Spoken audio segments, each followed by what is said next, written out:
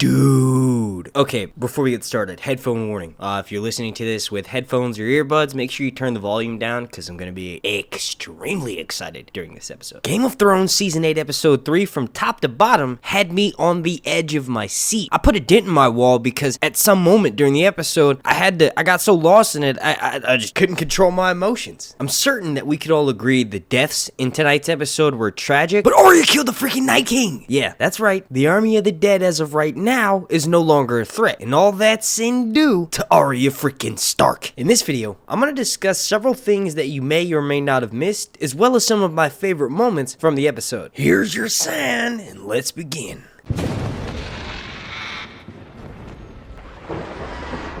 Before we get started, please slap a like on this video, as the like goal is going to be 4,420. Also, make sure you're subscribed, and then make sure your notifications turned on so that way you get alerted every single time I drop a video. Long night. Now, the first thing I'm gonna talk about in this video is pretty freaking obvious. Arya Stark killed the Night King. That still hasn't sank in. I watched the episode a second time, and I've seen it for a few hours now, knowing with the fact that Arya killed the Night King, and I just can't wrap my brain around that. Something that's pretty easily missed about this whole scene is that when Arya is grabbed by the throat by the Night King, we hear the ice crackling and she flips the dagger to her other hand. This was a move that she used on Bran just last season when they were training in the courtyard. Now, when I was doing my live stream immediately after I saw it post-episode, it took me a while to remember where that was from, which if you want to, you can check out the link right up here and you can go and watch my live reaction to the episode. But just as the Night King walks in slow motion to Bran and is about to draw his magical ice sword that is apparently too cold for him to handle, but as soon as this happens, Arya comes leaping from behind him out of nowhere and then gets picked up by the neck, dropping the knife to her other hand, stabbing the Night King right seemingly where the dragon glass was placed in his chest. When you look at it from another angle, it kind of looks as though she stabs him in the opening in his armor, but I think the knife is long enough to actually touch the dragon glass, and the Valyrian steel in combination with the dragon glass shattering, I think is what ultimately kills the Night King. And now let me rephrase that real quick. We don't really know if he's 100% dead, but from what we saw in the episode, this was the end of the dead. The Night King and his army has been destroyed. From what we've been led to believe, the Night King cannot come back from being shattered. No White Walkers have been brought back from that. When I first watched the episode, I initially thought that maybe there was a chance that he warged into Bran. Bran wasn't under a warg for a really long time, and maybe once he saw Arya pop up out of nowhere, he knew he was going to die, so maybe he quickly transferred his essence into Bran. But that would feel like a bit of circular storytelling. From everything we know about the army of the dead and the White Walkers is there's no coming back once they get shattered and turn to ice. The Night King himself was created by the children of the forest. They're dead, so the magic that would bring him back no longer exists in the world, aside from whatever little magic may still be left inside of Bran. Now, this next thing wasn't really easily missed, but I saw a bunch of people commenting about it during my live stream, so I'll go ahead and mention it now. Arya did not take the face of any White Walker or the Night King himself. The White Walker that turns his head a little bit realizes that something's off, and that's Arya flying through the air. And it's impossible for her to take the Night King's face because once she stabbed him in the gut, he shattered into ice. Now, before we go any further into this video, I need to give some props to certain characters to which props are due. Now, obviously, my warrior queen sword swinging Daenerys, I will talk about you in a second, but first comes first, and that's Sansa Stark. Props to you. You are a controversial character in this fandom. I'm a big fan of yours, but tonight, you really went to the top of my list. That little conversation that you had with Tyrion, those moments that y'all shared together were freaking perfect, and I do kind of think that maybe there's a small chance that Tyrion and Sansa will rekindle their marriage, but I'll talk about that in a second. The thing I want to give you props for is the moment when you said, let's stare the truth in the face. In this scene, Sansa realizes that she's not as powerful as she thinks she is. In these types of battle situations, she is utterly useless. The battle for Winterfell was no time to play games for the Iron Throne. There were no time to plot for the betterment of your house. Instead, she realizes that if she was not in that room, she would be dead. And this, I think, is what's going to give her the most respect going forward with Daenerys. One thing that's easily missed about this situation is that when she says if it wasn't for the Dragon Queen, then maybe we would still be together, and Melisandre interjects if it wasn't for the Dragon Queen, then we'd all be dead. This is what I think ultimately makes Sansa realize that everyone has a role to play in this great game. And no matter if you think that someone may betray you at any second, you still have to have blind faith sometimes. Not only did she make it out of this battle relatively unscathed, but I think this scene is what's going to give her the most respect for Daenerys moving forward. Now, because it's sort of my job in these videos, let's look at that whole situation a little bit differently. When she has the conversation with Tyrion, we do have to remember that she did say if it wasn't for the Dragon Queen, yada yada yada. So maybe what Sansa's doing in sort of reconnecting with Tyrion is hoping that maybe she can form some sort of union or bond with Tyrion, so that way when the Great War's over and Cersei has been dealt with and Daenerys asks, or Sansa asks Daenerys one more time, what about the North? Maybe if Daenerys says something that Sansa doesn't like, she could have Tyrion speak to her a certain way. I mean, I guess I could just be overthinking it. You all let me know what you think about this situation and what exactly Sansa is doing down below in the comment section. Now, the next thing that I want to discuss that was, I guess, along the lines of easily missed wasn't something that was in the actual episode. I just want to state that this whole Game of Thrones Season 8 Episode 3 took 55 nights to film, and that's just the battle sequences, not including the dialogue in between the characters. This episode was feature length, and many scenes that were shot for the battle that most people would have opted to do CGI, Game of Thrones actually went out and filmed it. What I'm getting at here is the budget for the episode was mostly spent on the massive dragon battle and then the huge hordes of whites that crawled all over Winterfell. If you remember when we saw a good shot of the dead at the beginning of Season 7, there were several giants in those shots and we only saw one in tonight's episode. What I'm getting at here, along with the direwolf pack, is that the budget was spent. But not to worry, there's 3 more episodes remaining and we do have the shot of the actual direwolf pack from the trailer. So for all of you that were asking about it, there's still a chance to see Nymeria in her super pack. Remember, she was a good part of the way down south when Arya ran into her, so there's a good chance that she'll maybe pop up in the battle for King's Landing. And now's as good a time as any to address this. For those of you that don't want to hear me rant, skip ahead about a minute, but for those of you that do, all of the people saying that this episode sucked and that it was just a drawn out battle that could have been taking place in 30 minutes and that yada yada and blah blah blah blah blah, suck it. This episode was literally, and I know I just said this about the last one, but it was the greatest of anything ever. You don't understand what it takes to make something as great as this. So until you get a bit more qualified and maybe learn what it actually takes to make great television, and then you can talk about it. I mean, the few people that I have seen talking smack about the episode seemingly are just upset because their predictions didn't come true. This episode was wildly unpredictable, and I do agree with a little bit of the sentiment that maybe the Night King dying that way was a bit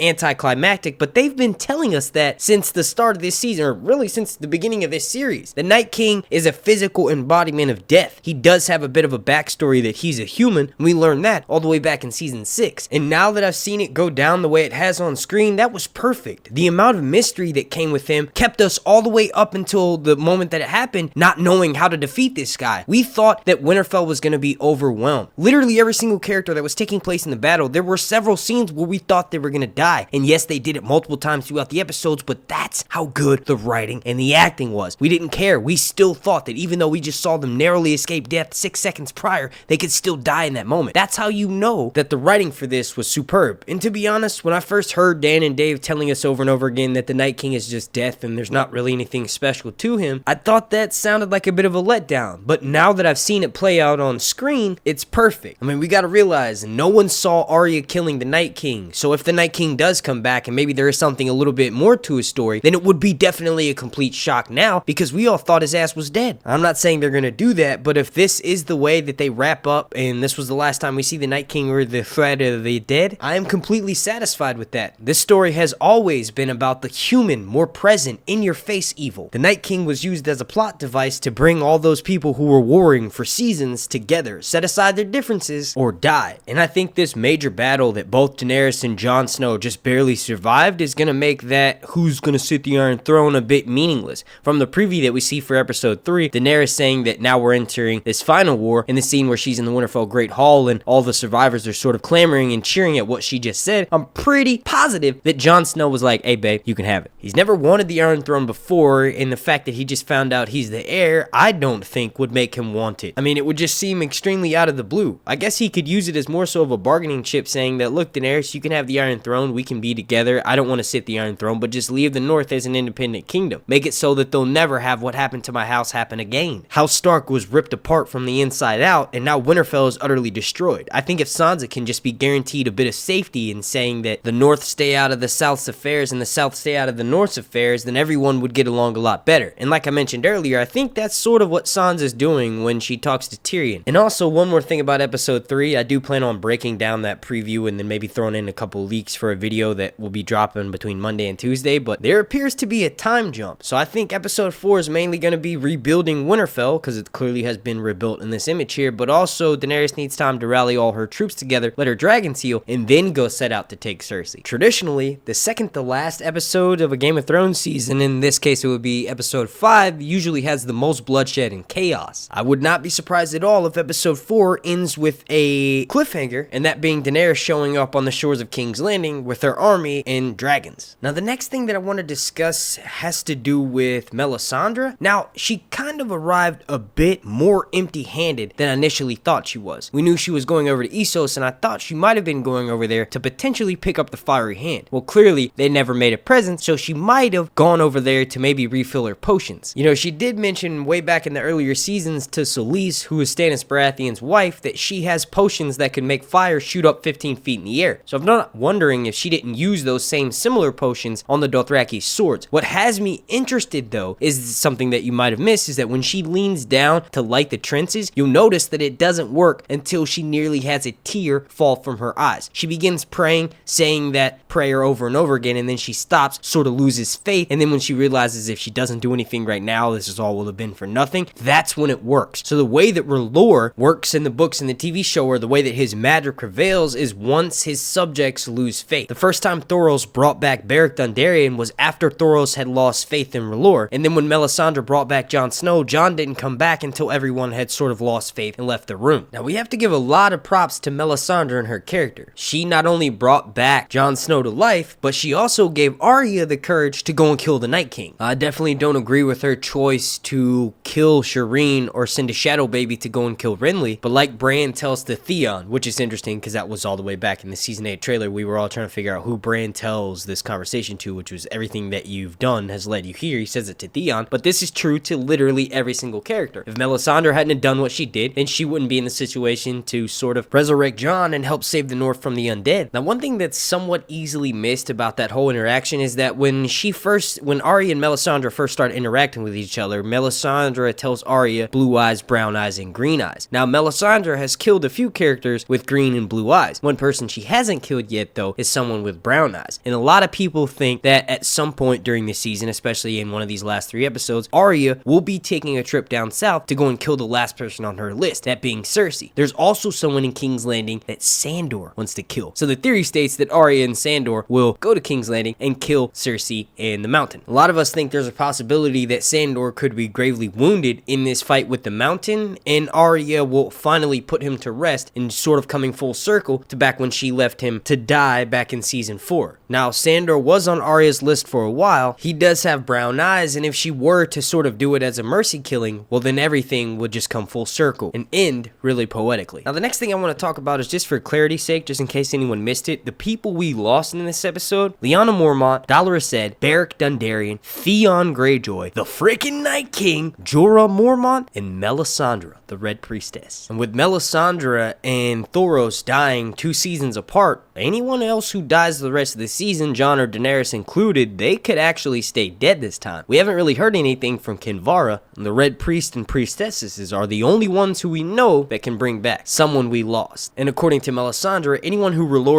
brings back has a purpose to fill. So that makes me wonder, why did he bring back Jon Snow? Did he bring back Jon solely for the purpose of sitting the Iron Throne? Surely it wasn't to defeat Cersei or to ride a dragon. And to be honest, thinking about that sort of makes me worried about the fate of Daenerys in the end. Now, one of the deaths aside from Jorah's that I think is the most tragic was the other member of House Mormont. Now, Lyanna, had she listened to Jorah, she might have actually survived this thing. And at the beginning of the season, when she pulled a Sansa and interrupted Jon from talking and sort of called out Daenerys, I kind of was like, hey, can you just sit down somewhere? You brought in like literally 56 soldiers, and in my opinion, you're really overstepping your boundary a little bit there, little one. But that aside, when she got swatted out of the way by the giant, I had to pause the episode and go back and rewatch it. I wasn't sure that was her. I can't believe they're just that careless with life on this show. I mean, I've watched it enough to know that that's the type of thing that made this show famous, but I couldn't believe they killed Lyanna Mormont. Out of all the people that I was expecting to die in this episode, she was literally at the bottom of the list. With her being gone and then Jorah being killed at the end of the episode, I wonder what's going to happen with the future of House Mormont. Now, the next thing that I want to talk about in this video is something that I've been putting off since the very beginning, Daenerys picks up a freaking sword and starts killing whites. It's really no questions asked. We've never seen her do anything like this before, and she immediately notices that there is a dragonglass blade on the ground and picks it up and starts defending herself. This is what you want to see in a ruler. Someone who's not afraid to get their hands dirty. Someone who not only rides dragons, frees slaves, unites kingdoms, but also can whoop a few white asses when necessary.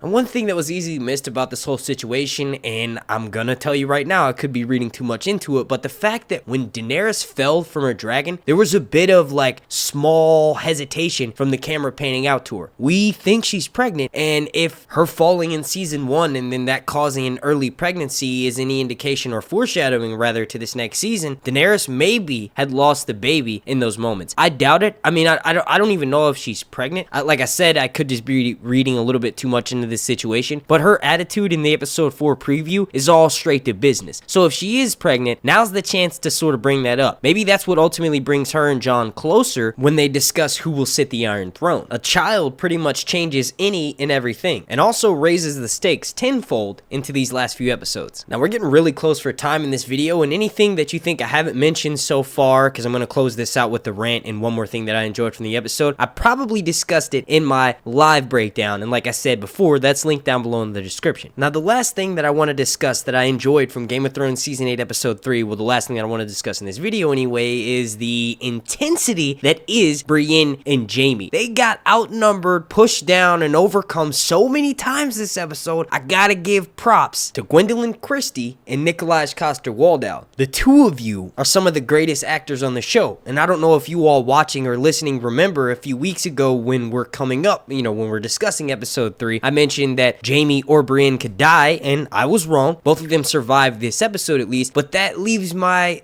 ultimate hopes for them still on the table, and that is that they survive and pursue some sort of relationship with each other. The two of them have had such a crazy arc, and they've been through some of the worst shit on the show. They deserve to be with each other in the end. If there's one couple that I ship the most aside from Jon and Daenerys, that's gonna be Brienne and Jaime. I really hope they get a happy ending, even though I know this is not that type of show. And now comes on the rant. Now, I tried not to include too much of it into that video, and I gave you guys a bit of a teaser at the beginning.